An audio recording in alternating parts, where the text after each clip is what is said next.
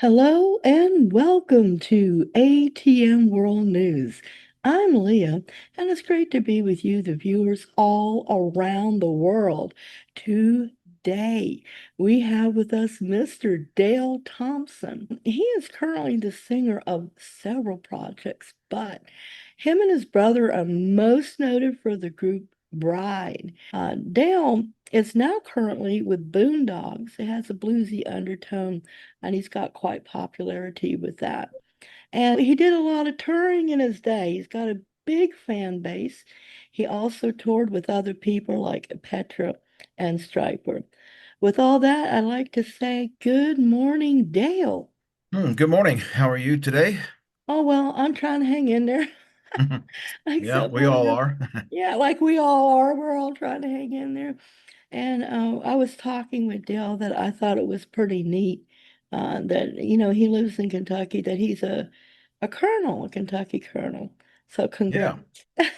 Yeah, that was came to my email, and a guy put me forward to Graham Crothers put me forward to be a Kentucky colonel. He's got an uncle living in Scotland, and I have Kentucky colonels in my family, but his uncle in Scotland, and he was a chiropractor. I don't know why I know that, but he put me forward as to be a Kentucky colonel, which is a great honor, being a Kentuckian. Yeah, it's pretty cool, to have that title. Today, people, Dale is coming to the end of a 40-year run with the group Bride, and he's into other projects right now. Today, I'm going to ask some poignant questions to Dale to let his fans get to know the man personally. So, more so, we're focusing on the man other than the music. Today, it'll be a little different. So, I'm going to have a couple of questions that will reveal Dale, your artist, here and how he thinks. So, one of my first questions is I was told by a rock star once in an interview that each song seems to be like a snapshot of where you are at the moment, a snapshot of your life, something you think is poignant. My first question is, out of all your body of work, what snapshot in your mind just lingers with you the most and the deepest? Which song? Well, there's not necessarily a single song, and it probably would not be with Bride. I did a few different solo projects with a guy named Miles Barfield, and Miles approached me to do a project called The Dapster Gentleman, which we put out 4 or 5 albums. And then he had an idea about some uh, like introspective work where it was just a piano and me. And I think that the project Haunted No More is more representative of probably, my mindset most of the time. It's a bit darker. It's slow. It's not rock. And I put a lot of poetry into that, and a lot of my inner self went into the project Haunted No More. I think there's 3 or 4 of those albums out there, and if you ever listen to them, don't expect to hear what you think I do, because it's completely the opposite end of Bride. It meant a lot to you, obviously. Yeah, yeah, it was, because it was truth telling sessions of poetry, and just, really what was going on in my mind, not only at the time, but trying to remember um, instances that um, stuck with me more than others did. We, as human beings, we have bad memories. I guess we're programmed like that. It's part of healing after pain. But I do believe that this project, Haunted No More, was part of that healing process, And everybody should take a moment and just write your thoughts out sometimes. You'd be amazed at what you're actually holding in that needs to come out. That's true. A lot of doctors recommend that. Notebook, pen, write it out. Or your computer as it is nowadays. But that's beautiful. Uh, okay. We hear things like shock rock or this is shocking. And even today it's like, oh my gosh, is there going to be a third world war? That's shocking. And that is shocking. But, you hear a lot about, oh, this, that, or they'll sometimes play to the extreme or whatever. Listen, what do you, the man, consider shocking in society today? Um, well, to be honest, I think there is something that's happened, and I don't know when it happened. I don't think anybody can pinpoint when it happened, but there is a mutual ignorance throughout the world right now of people that have zero common sense, and they're acting up, they're acting out.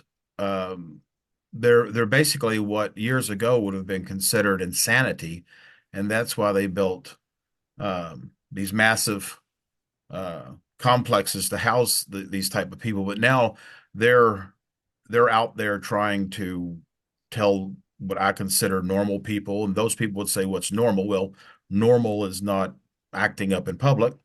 Um, and you just have a group of people out there that I don't know what happened to them. Was it from childhood? Was it they're very influenced, or they're just full of venom and hate and want to poison society so that we all come down on their, their uh, slug type mentality?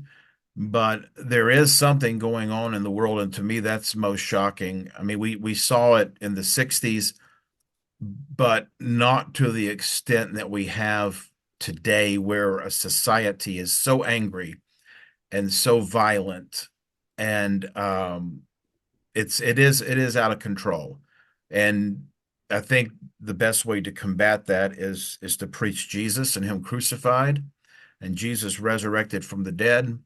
And I think that people need to know the true Christ. There is a Jesus Christ, a real man, a real savior of the world, whom can transform lives, renew minds. And I think that if we can ever all get on the same page and stop bickering among ourselves as what's right and what's wrong within our theologies, and we band together for one common purpose, and that is to preach reconciliation to the world and to show them God loves them, it would make a massive change. But it's not happening because you have left and you have right and you have everybody clashing in the middle, and it's just like a bunch of children. And one of the things that I tell people is stop rebuking the devil all the time. That's like a summons to the devil. Don't speak to the devil. Speak to God, and God's got your back. It seems like more people that fight this thing called Satan, which is an adversary, the worse their lives are becoming on a daily basis, where they're always in some sort of compromised situation that they shouldn't be in. And they blame it all on the devil when possibly it's that devil between their ears that's got them screwy to begin with. So I just see a mental illness. That's the shocking part of that I see in society. It's not the missiles. It's not the wars. It's like a tumor. It's like a cancerous tumor that's spreading. And if we don't stop it and cut it and kill it, um, our children and our children's children are going to be following paths straight to destruction. There you go, people. You heard some insight, um, and some depth, and you can always rewind and listen to it again. Okay, another question. It seems like today people, I don't know, they're running after, I guess, a brilliance, like something that they think is brilliant, wonderful, glorious, but they miss a mark a lot of times, or it's odd, or it's weird, or it's senseless, or it's, as you say, mental illness. I don't know. I think it's most excellent for a human to go after and achieve brilliant. But what is brilliant to you? Brilliance to me is knowing the gifts and talents that each one of us have and applying those talents, recognizing the God within us that's a creator. God is the master artist. God is the master creator. He created, he made, he forms, he molds, he shapes, he bends, he breaks, he destroys, he rebuilds again. He throws things into the fire and retrieves them and makes them new. Um, and I think knowing who you are, because some people say, "Oh, I don't have any talents," or "Oh, I can't do this." Well, you maybe you haven't tried all the different things, and maybe there is something there that you can excel at, because we still have that human capacity to want to be special, to want to be heard, to want to be taken serious, to have some sort of platform that when we have something to say or something to share or something to reveal, that um, that there's an audience to hear it, that there's people receptive to it, even if there's pushback or debate. As long as you know who you are, then there is no debate. You don't have to worry about it, or you don't really have to argue your point. You can just share it, and it's like planting seeds in the ground and letting it grow. But um, I think it's a tragedy when people don't excel in something in their life. I had a conversation with Troy not too long ago, and I was like, how many boys never played baseball growing up, but would have been Major League Baseball players had they tried it?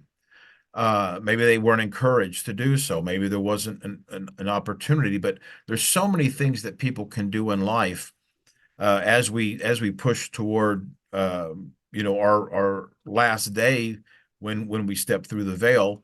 And I mean, that's our goal, is God is our reward. People talk about streets of gold and uh, gates pearls and all this, but God is the reward in the end, and that's what we're all striving to.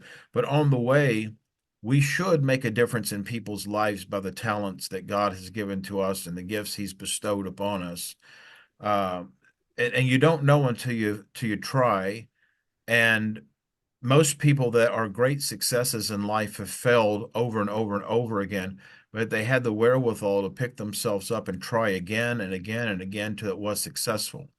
I'm just I'm just a boy from Kentucky with a 12th grade education in a county called Bullitt County. We are as countrified here as any other place in America, whether it's Alabama or Georgia or South Carolina. We're all country people here. That if you were born and raised here, and I just think that there's a I don't know how to put it. Um, no matter where you come from, I guess, is you can do anything. I've had the luxury of traveling the world and entertaining thousands of people and doing music and literary work. And God has taken me because I raised my hand and I said, God, send me. God, use me. God, motivate me, get me up, make me do something, show me the path, show me the way. Lead me not into temptation. I don't want to do it my way. I want to do it your way. And he took this guy from Kentucky, me and my brother, and he said, "Okay, you raise your hand. You said God send me, so I am." And for over 40 years now, my brother and I have had this blessing in our life, not only to meet people and such. I mean, we get to meet all the cool Christian rock guys. I mean, to hang out with John Schlitt. Here I was a young man working in a Christian bookstore, and I saw all their albums, the Petra albums, the Imperials, Gaithers, and all that. And I thought, oh, that's magical. Look how close I am to these guys. I'm actually working the music department, and now I am the music department. I'm meeting, Les Carlson and Michael W. Smith, and it's.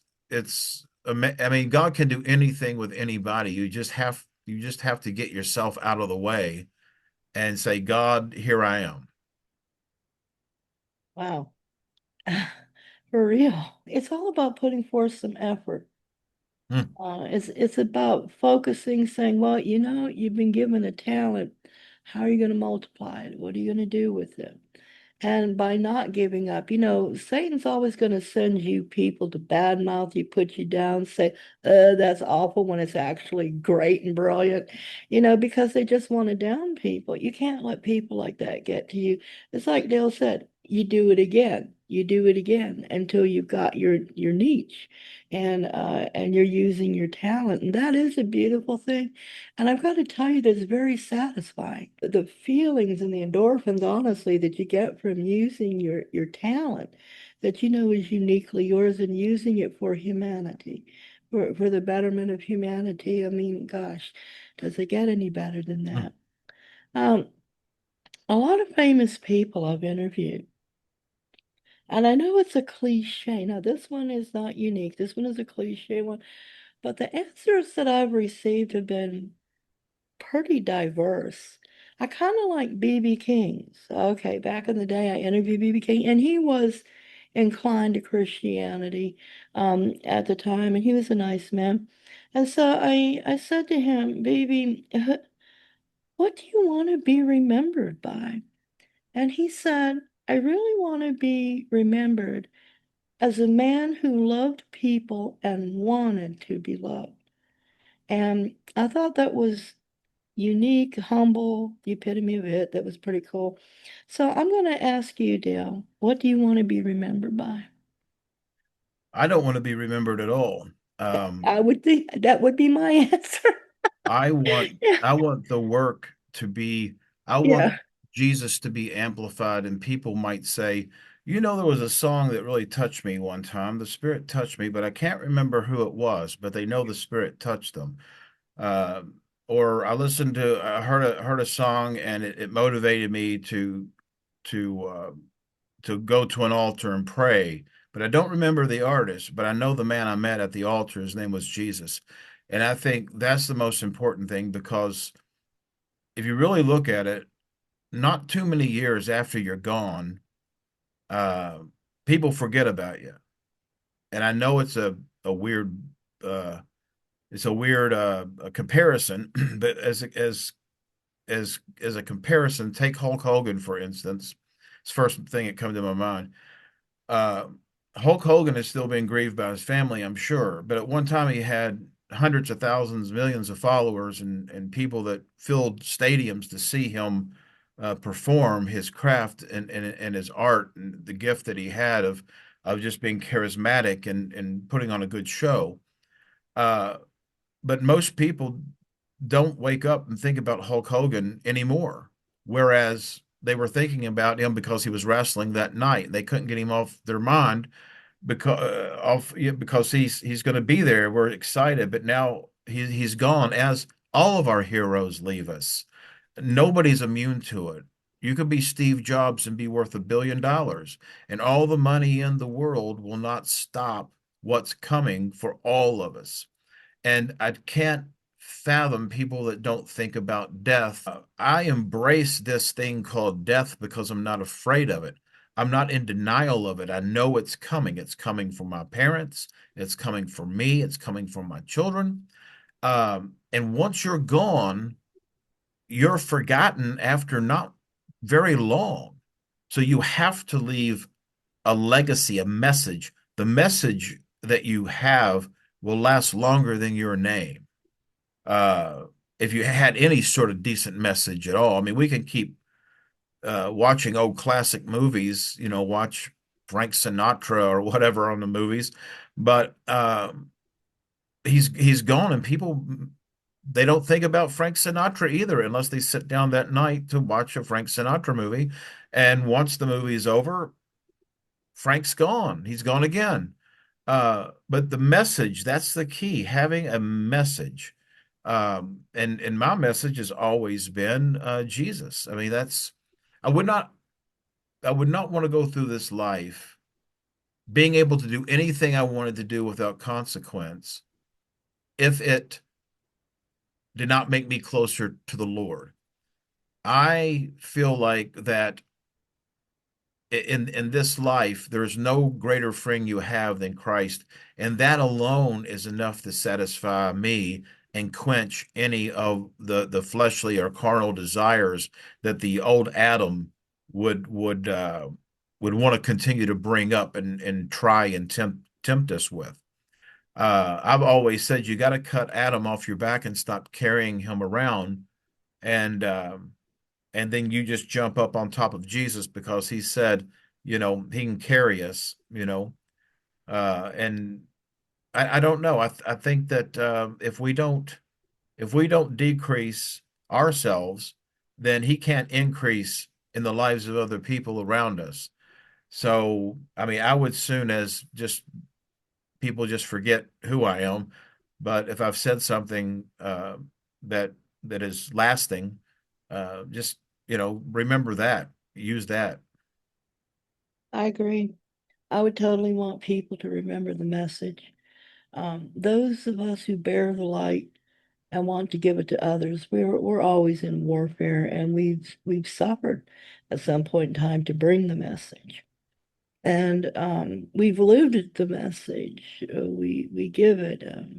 Those on the front lines have more, I think, warfare. So the message, I agree with that. That's wonderful. One thing I want to bring up before we end this interview is that I find it amazing that you're a group, right, that changed your genre. Like every decade, it was like a different genre. Tell us a little bit about that. We were not actually so much following trends as we were trying to be smart about our songwriting and our um relevance and longevity. We always knew that we wouldn't do this forever, and 40 years does seem like forever. I mean, that's two life sentences in prison.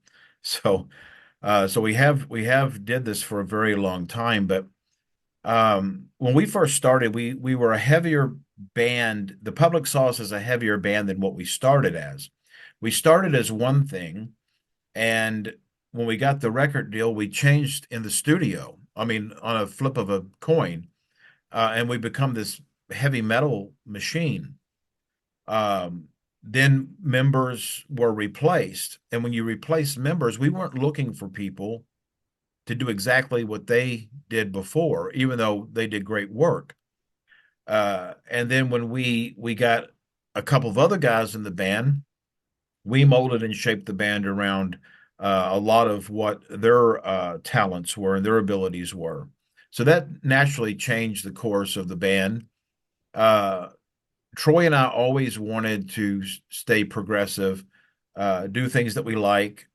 Um, of course, being relevant, that's important, and not necessarily be like you hear an AC/DC album, and as talented as they are to come up with the cool riffs and the melodies and the performances, I mean they sound the same on every song. It's the same. You know what you're going to get. It's like you open a can of green beans, you know it's going to be green beans. You probably won't have something else in there, hopefully. But with Bride, we wanted to continue to explore as artists. It's sort of like if you're a painter, which I am, and I paint acrylics and stuff. Uh, I don't paint the same picture over and over again. It would make no sense. Even if you use different colors, you're still painting the same picture. So you want to each picture should represent a different part of your life. And just like music, the lyrics, if you're singing about dragons, you'll write heavy metal music most likely. If you're singing about love, you might do contemporary Christian music. So we've sort of covered the gamut of rock. And of course, with my blues projects, I've had blues projects for over 30 years. And that's just another extension of me being an artist and being creative. It's what God put into me, and I've been writing stories since I was 5 years old. I have a book series that was published by Velox Books, and I've got three more books coming out. And so uh, I don't write the same story over and over again. Every story has different characters. Every story has different plots and different endings. And there's a million ways you can write a ghost story. There's no reason to repeat either something that's already been done or repeat something that you've done. So even in my writing, I try to explore. Sometimes you got to get out of your wheelhouse. You got to get into the deep stuff. It's like people say, "Oh, I'm out of my depth" or whatever. Um, but you can't be afraid because music is an avenue that takes us places, and hopefully you're going to a good place in your life because people's following you because of it. So I guess in my life, I've tried to write music that would keep people on the straight and narrow, really based on what's happening in the world. And to me, there was no reason to continue with the real super heavy material at a certain point, and that's where we ended up. In the last four releases that we did, we're doing what we probably do best, and that's just straight rock and roll with a groove. Uh, the message is bold and plain in the music, and in the future when I record with other bands, because I'm still hiring myself out as a singer, I'll continue writing where I'm at in this life and what I hope to convey. And it may not be the same thing that I said yesterday. It might be something brand new because people are always, finding you for the first time, and you want to be able to speak to them wherever they're at. Okay. Wow. Now, we really got a lot of good messages today. Hopefully, you know your artist a little bit more, but you know what his message is on different things, people, situations. It was so nice of you to take the time to do this interview, Dale. I really appreciate it. Well, thank you for asking. That was it was very nice, and love the questions. I don't get asked questions like that normally. It's like, tell us how you started. Yeah, It's yeah. like, Well, I thought this was very important and that yeah, it's timely and people needed to hear this. And yes, so I thank you for sharing these important messages and views to change the face of a nation. yeah, Until next time, Dale, thank you. Until next time, I'm Leah reminding you that God loves you.